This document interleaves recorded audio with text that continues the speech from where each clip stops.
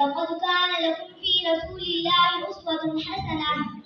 وقال النبي صلى الله عليه وسلم إنما بعثت لأتمم مكارم الأخلاق. صدق الله العظيم وصدق رسوله النبی الکریم. جہاں کی ساری کمالات ایک تجھ میں ہے، جہاں کی ساری کمالات ایک تجھ میں ہے، سرے کمال کسی میں نہیں مگر دو چار. جناب صدر اور محترم سامعین، السلام علیکم ورحمۃ اللہ وبرکاتہ. آج مجھے جس موضوع پر لب گشائی کا موقع ملا ہے وہ ہے آقائے دو جہاں حضرت محمد مصطفیٰ صلی اللہ علیہ وسلم کی سیرت مبارکہ.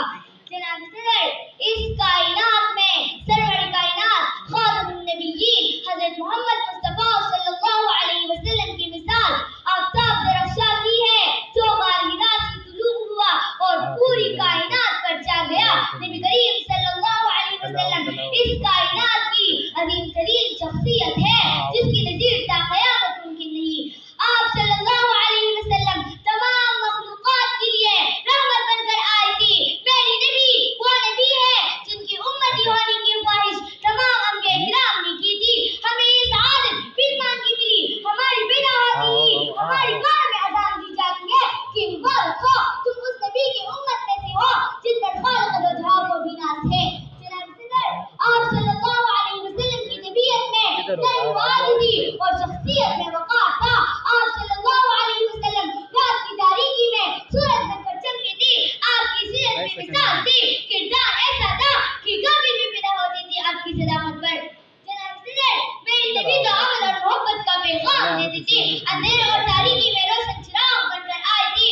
میری نبی وہ شخصیت تھی جن کی جب سے دنیا کے ہر کونے میں اجالا پھیلا. ارادے جن کی پختہ ہو، نظر جن کی خدا پر ہو. ارادے جن کی پختہ ہو، نظر جن کی خدا پر ہو. تلادم خیز موجوں سے گھبرایا نہیں کرتے. حضور پاک صلی اللہ علیہ وسلم مکہ کے ظالم کفار کی ظلم کی نشانی کرتی مگر ارادے بلند تھی، حوصلے چٹان کی طرح تھی اور یقین خدا پر تھا. جناب صدر، میں اور میرے بزرگوں کا عقیدہ ہے اللہ غفور الرحیم ہے، محمد رؤوف الرحیم ہے، اللہ قادر القدیر ہے، محمد سراج المنیر ہے، اللہ لا ریب ہے، محمد بے عیب ہے، وہ رب ہے، یہ شاہ عرب ہے، وہ ذوالجلال ہے، یہ آمنہ کا لال ہے. اس کی ربوبیت ہے، اس کی نبوت ہے، اس کی خدائی ہے، اس کی مصطفیٰ ہے. وہ رب العالمین ہے، یہ رحمت للعالمین ہے. اس کی عبادت ہے، اس کی اطاعت ہے، اس کی بخشش ہے، اس کی سفارش ہے. وہ راج والا ہے، محمد میں راج والا ہے. سبحان اللہ.